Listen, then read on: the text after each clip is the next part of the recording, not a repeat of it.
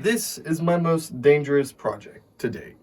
A month ago, Spider-Man No Way Home hit theaters. And being the capitalist I am, I thought I could feed off some of its scraps and make a video in about a week. Well, Spider-Man came and went and I missed out, but knowing Disney, this isn't going to be the last Spider-Man movie they make. You don't talk to me like that, you little piece of shit. So I decided to go ahead with it and make it anyway. So here it is, my iteration of Spider-Man's Taser Webs from Spider-Man Homecoming. And I hear you asking, why don't you just make the real web shooters rather than making one of the million crappy Taser Webs out there? And that's a great question. Anyway, this contraption's capable of dropping someone from 12 feet, of course with good aim. And I'll be completely honest with you, this thing is an irresponsibly made, deadly work of art. It's insane how inconsistent this thing would be in the workforce, because the difference between stopping someone's heart and pinching their skin is about an inch apart. And here's why. If you've ever stopped to think of how your brain controls your muscles, you'll have learned that electricity is used to start chemical reactions that make them contract. If you apply current through your muscles, they contract. No current, they relax. Or more accurately, stop contracting. When the brain tells the muscle to contract, it opens all the gates leading to the muscle and turns it on. By this logic, in order to have fine motor skills, your brain would have to adjust the frequency of electric pulses to keep your limbs in place. I think this would be awesome because it would imply that bionics could perfectly imitate what your mind wants to do. Now, do your fine motor skills work on electric frequency? I have no idea. I'm not a medical doctor. I'm a high school junior. For those of you who aren't engineers, think of it like this. Your brain says, bicep go, out pops Pikachu.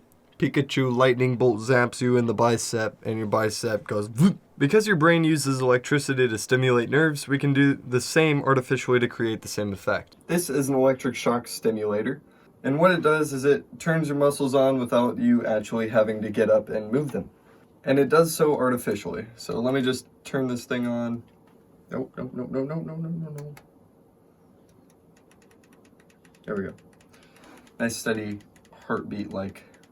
Okay, so right here is full blast, full intensity, if you can see that. But anyway, as you can see, I practically have no control over when my muscle goes off. And the more relaxed you are when you do it, the more it hurts. So if you try to like bring your muscles up and do it like this, it doesn't hurt as much. The further you get out here, the worse it is. So let me try to take a sip of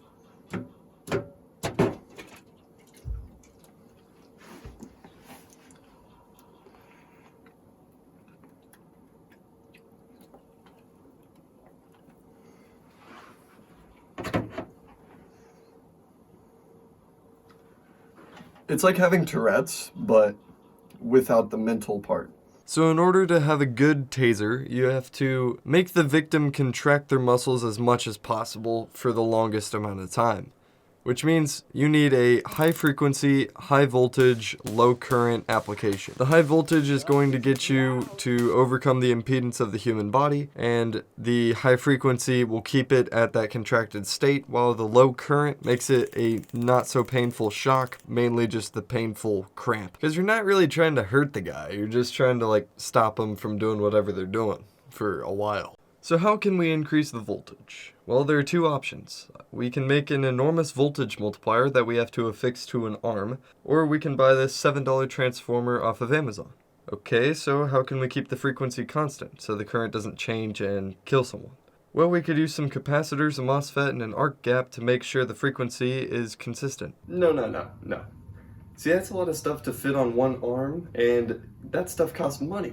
Something I don't have a lot of. Okay, then how can we make this more interesting because we can't shoot at anybody? That's a great question. Anyway, so the circuit design looks like this. No, you're not doing this again. Answer me. Oh, I feel threatened. It's gonna be extremely simple, hardly a disturbance. Oh, you don't say. Yeah, so we're just gonna refer to popular YouTubers as a distraction? Very smart. Oh God, I hope so. But that's not our only hope. I've got some ballistics gel we can abuse. Oh, abusing ballistics gel is tight. What? I didn't take any videos of me building it, so enjoy this short montage of whatever this is.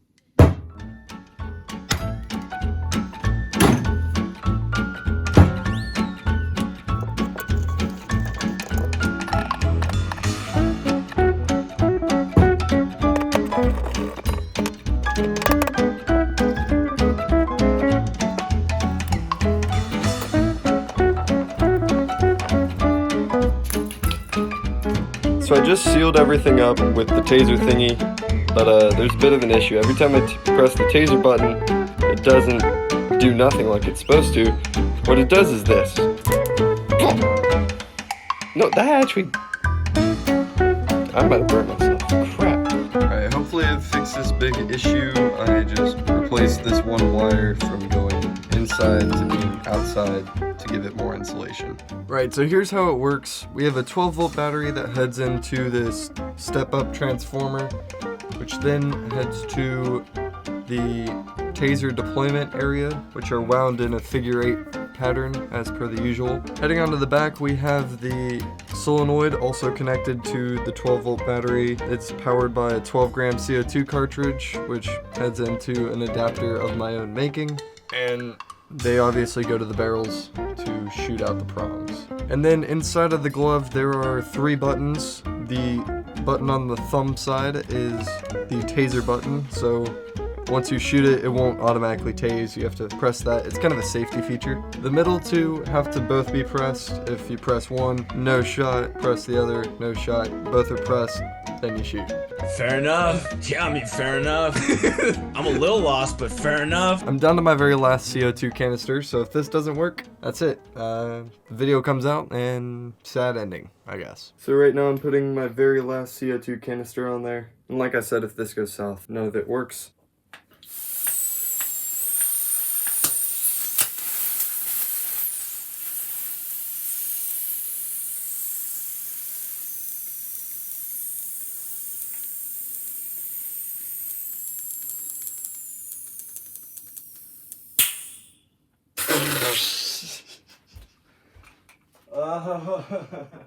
The set screw came out because, you know, it is just a 3D print, so that makes kind of sense, except I've never had this issue before. Everything leaked here and here. I thought I milled it pretty well, but I guess not. I should have used this solenoid, but it is huge, so I didn't want to do that. Oh, we didn't use that. We used the slimmer one because it looks better. I hate myself. A few moments later. As I was moping, I shocked myself again, and it didn't feel good. It hurts. What's up? This is Editing Landon here, and I had an epiphany. Solenoids are directional, and when you overuse them, so like more pressure than they can handle, typically they leak towards, like it'll open up. It'll leak and open up. That's what it does. But what happened with mine is it stopped and it leaked backwards until it finally probably hit that pressure rating, and I clicked it and it went.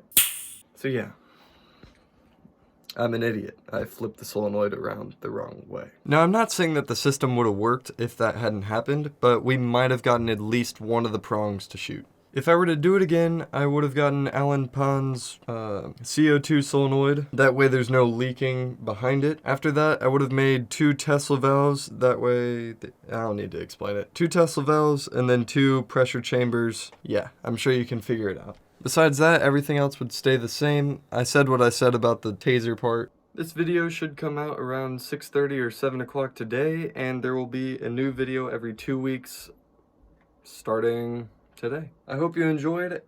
Smash like, subscribe, all that, and have a nice day.